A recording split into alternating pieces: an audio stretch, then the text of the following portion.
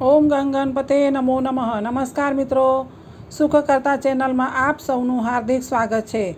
મિત્રો, આજે આપણે આ વિડીયોમાં અપરા એકાદશી વિશે વાત કરીશું. તો ચાલો મિત્રો, 2026માં અપરા એકાદશી મે મહિનાની 13 તારીખે કૃષ્ણ પક્ષની 11 આવે છે. મિત્રો, હિન્દુ ધર્મમાં અપરા એકાદશી અથવા તો અચલા એકાદશીને ખૂબ જ પવિત્ર માનવામાં આવે છે. આ દિવસ ભગવાન વિષ્ણુને સમર્પિત અને ઉપવાસ, પૂજા અને ભક્તિ દ્વારા પાપોની મુક્તિ મેળવવા માટે સારો માનવામાં આવે છે.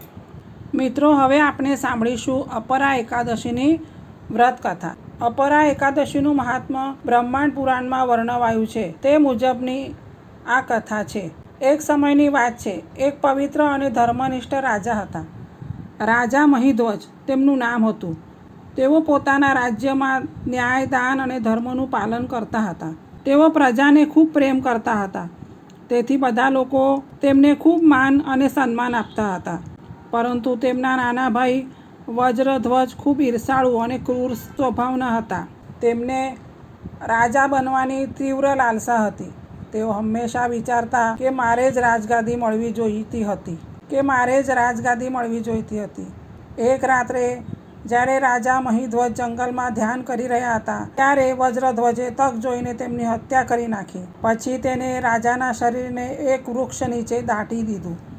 આમ અચાનક અને અધર્મપૂર્ણ મૃત્યુના કારણે રાજાની આત્માને શાંતિ મળી નહીં અને તેઓ પ્રેત યોનિમાં ભટકવા લાગ્યા.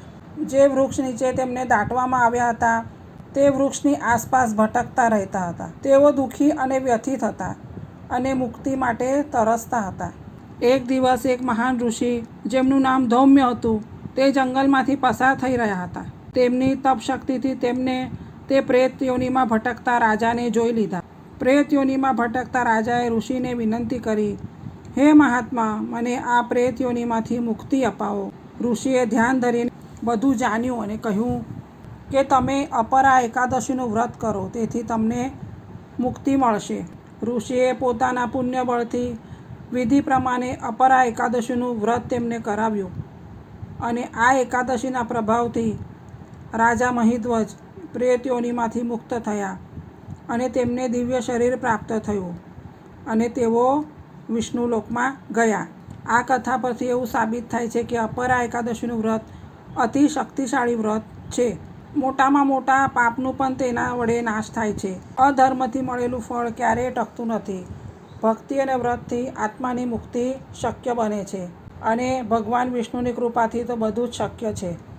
મિત્રો, હવે આપણે અપરા એકાદશી વ્રતની પૂજા વિધિ જોઈશું. વહેલી સવારે ઉઠીને સ્નાન કરીને નિત્યક્રમ કરીને ઘરમાં ભગવાન વિષ્ણુની પ્રતિમા કે ફોટોને સ્થાપિત કરો.